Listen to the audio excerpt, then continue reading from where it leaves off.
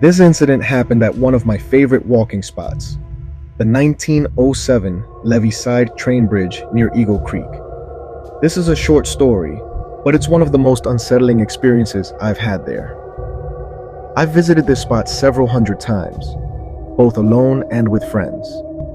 This time, I was with AL, B, and T. We went there to get drunk and tag the broken pillar of the bridge at the bottom.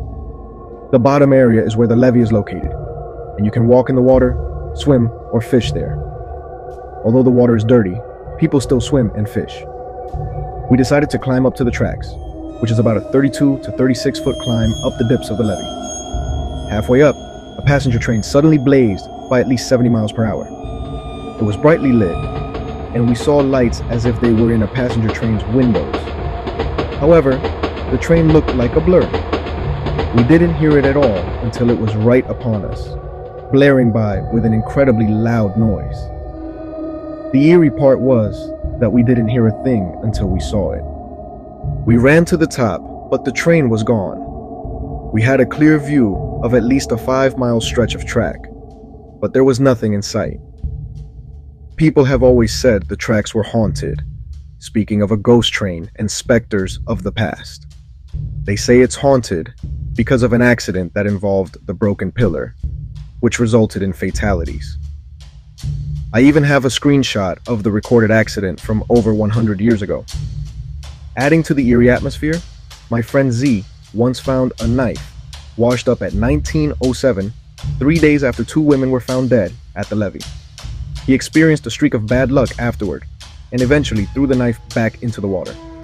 I think the train we saw was the one that crashed so long ago. The fact that we couldn't hear it coming was also bizarre. Strange things occur at the 1907 Levee Side Train Bridge, and this experience only added to the haunting mystery of the place.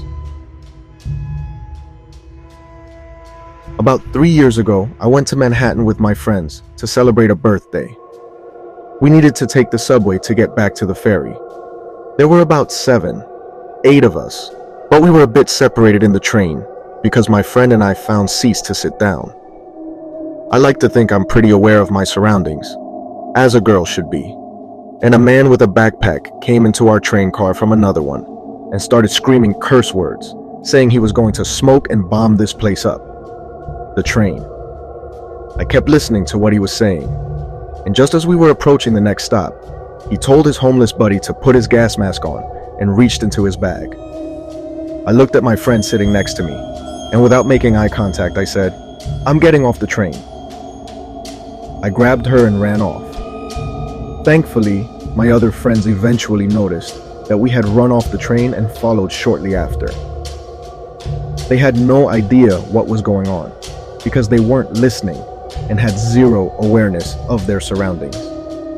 The train doors closed just as another woman tried to get off the train but couldn't. I ended up telling my friends what was being said and explained that I wasn't taking any risks when we could wait for the next train in 20 minutes. That was the most surreal and nerve-wracking experience I've ever had, and I knew I wasn't about to stick around to find out what would happen next. My roommate always listens to horror stories to fall asleep and constantly nags me to share my stories because I've had a couple of weird experiences in my life. So, I'll start with my most recent one. First of all, I need to give some context. I study fashion, so I took pictures of a model wearing my dress for my portfolio. Due to the dress being very fragile and already running late, I didn't have time to carefully fold it to put it in my bag, so I just wore it. I'm a dude, by the way, and ran to catch my last train home. It was around 10 p.m. and already dark, so I barely got in and sat down. My section was completely empty, which, given my circumstances, was completely fine by me. After a couple of minutes, another guy got in. He kind of stared at me. Not completely staring, but I definitely noticed, which made me quite uncomfortable. But I guess you don't see a guy wearing an exaggerated dress every day. About 10 minutes before I needed to get out, he stood up and went to the toilet. When he came back, he didn't sit down in his previous place. Instead, he walked past me and sat a couple of seats behind me. At that point, I started to freak out because I realized I was wearing a dress. I'm very skinny, have long hair, and was wearing a face mask. I thought he must think I'm a girl all alone at night. I considered pulling my mask down to show, "Hey, I have a beard. I'm a guy, so don't harass me, please." However, I didn't want to be politically incorrect or anything, but due to his age and ethnic background, even if I did, I could also just get hate crimed or something. I was on high alert, prepared to use my scissors if necessary. Then, a friend of mine called, and I had the jump scare of my life. I answered the phone out of reflex and turned to the side so I could keep an eye on that weirdo. He definitely heard me speaking, so he must know that I'm not a girl by now.